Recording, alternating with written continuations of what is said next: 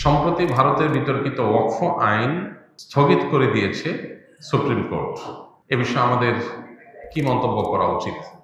দেখুন, আমাদের পার্শ্ববর্তী দেশের মুসলমানরা ভালো নেই, তারা অনেক কষ্টে আছে। আমরা তো ফিলিস্তিনি মুসলমানদের জন্য চোখের পানি ফেলছি, কান্নাকাটি করছি, কিন্তু বাস্তবতা হলো আমাদের পার্শ্ববর্তী দেশের মুসলমানরাই চরম সংকটের মধ্যে দিনাতিপাত করছে, পরম বিপদের মুখোমুখি তারা।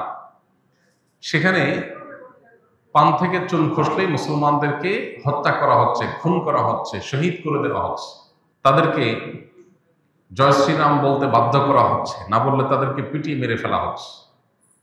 সামান্য মিথ্যা এবং ঠুনকা অজুহাত গরুর গোশত করার ফ্রিজে আছে, এ ধারণার উপর ভিত্তি করে মানুষকে পিটিয়ে মেরে ফেলা হচ্ছে।